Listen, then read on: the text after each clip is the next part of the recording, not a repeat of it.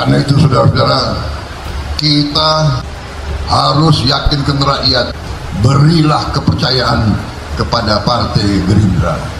Berilah kepercayaan kepada Prabowo Subianto yang sudah dirintis oleh Pak Joko Widodo. Kita teruskan, kita tingkatkan, kita bangun Indonesia untuk semakmur-makmurnya demi rakyat Indonesia. Indonesia tanah air beta, pusaka abadi nan jaya.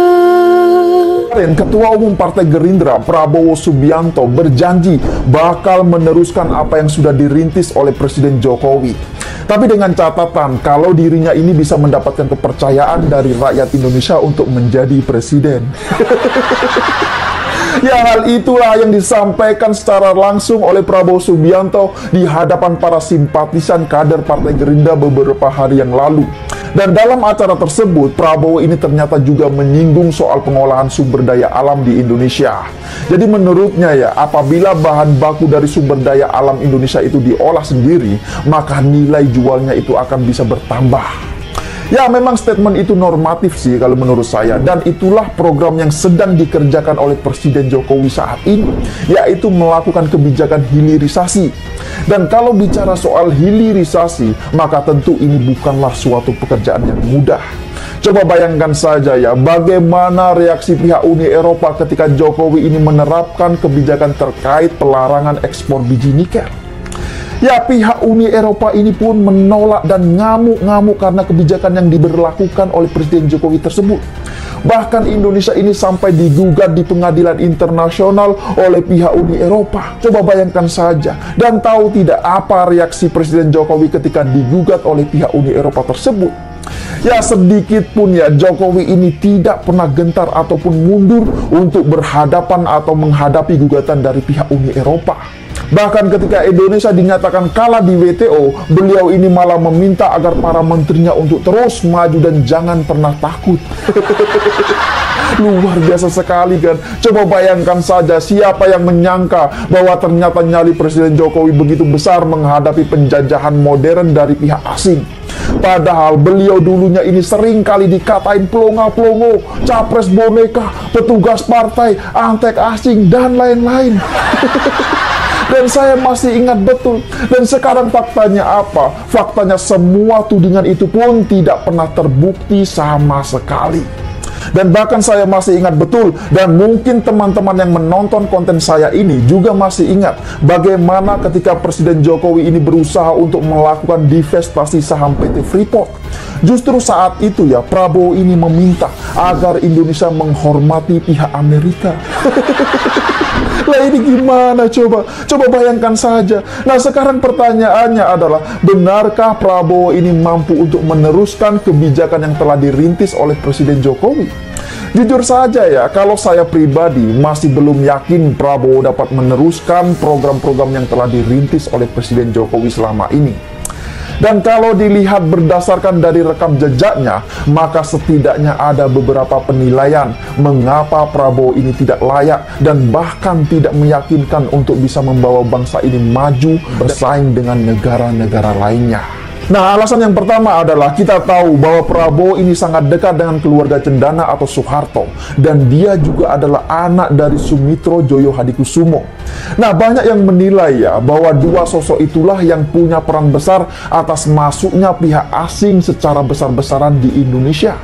Ya, sepertinya publik akan mudah menilai, andaikan Prabowo ini menjadi presiden, dia tidak mungkin berani berseberangan dengan legasi yang sudah diturunkan oleh ayah dan mertuanya saat itu.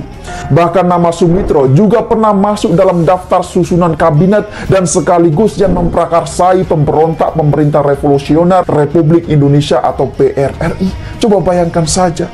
Nah, kemudian yang kedua adalah kita juga tahu bahwa aset Cendana yang banyak disita zaman pemerintahan Presiden Jokowi Jokowi. Hal inilah yang memunculkan keyakinan publik kalau Prabowo itu sulit untuk bisa lepas dan bersih dari beban masa lalu.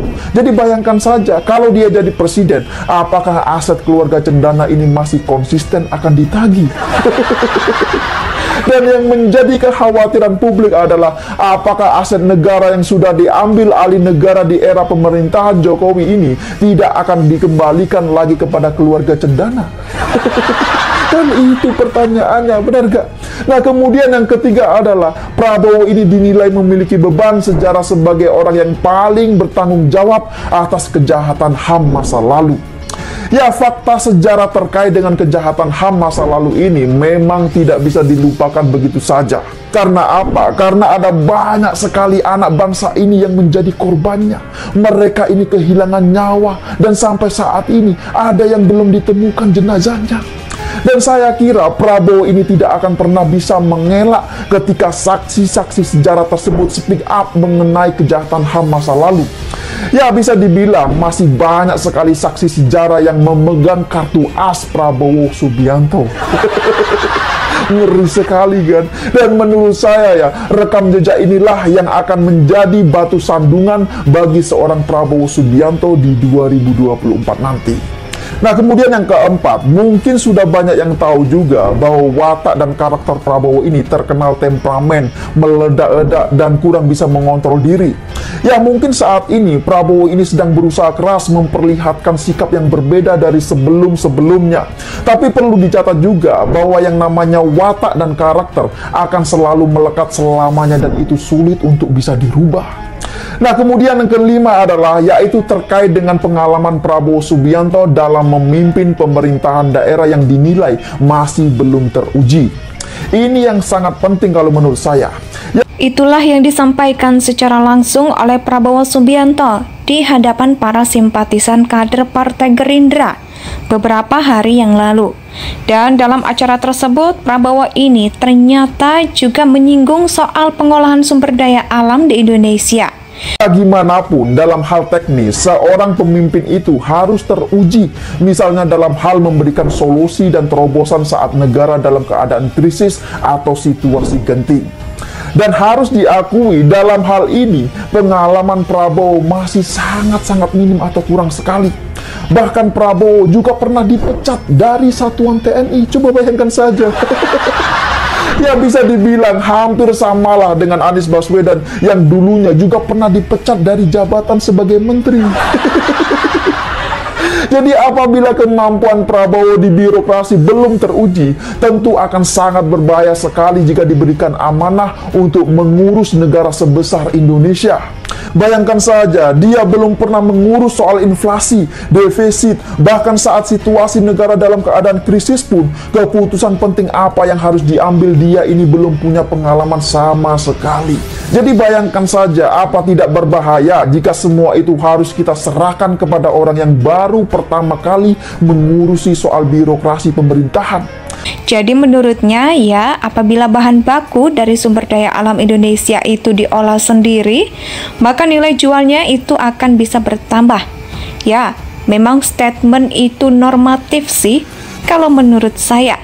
Dan itulah program yang sedang dikerjakan oleh Presiden Jokowi saat ini, yaitu melakukan kebijakan hilirisasi. Dan kalau bicara soal hilirisasi, maka tentu ini bukanlah suatu pekerjaan yang mudah. Coba bayangkan saja bagaimana reaksi pihak Uni Eropa ketika Jokowi ini menerapkan kebijakan terkait pelarangan ekspor biji nikel yang pihak Uni Eropa ini pun menolak dan mengamuk-ngamuk. Dan kalaupun ada yang mengklaim bahwa Prabowo adalah seorang nasionalis dan patriotik sejati, menurut saya itu hanya sebatas opini saja. Apalagi jika melihat proyek food estate misalnya, yang disebut-sebut telah gagal digarap oleh Prabowo Subianto. Bayangkan saja, baru disuruh Presiden Jokowi ngurusin soal singkong saja, itu pun gagal. Terus gimana coba mau mengurusin soal negara? Ya, menurut saya ini jelas sangat berbahaya lah. Nah, kemudian yang terakhir ini adalah kita semua juga tahu bahwa usia dan fisik Prabowo ini sudah tidak produktif lagi untuk bisa bekerja secara konsisten dan cepat. Ya, Presiden Jokowi meskipun sering dikatain krempeng ya, namun beliau ini terkenal memiliki fisik yang sangat kuat. Bayangkan saja ya, dalam satu hari saja beliau ini bisa berkunjung ke 2 atau bahkan 3 lokasi yang berbeda. Coba bayangkan, lah ini kan luar biasa sekali. Dan jika itu yang harus dilakukan oleh Prabowo, maka tentu dia akan sulit untuk mengikuti ritme yang dilakukan oleh Presiden Jokowi selama ini. Indonesia sejak dulu kala tetap dipuja-puja bangsa.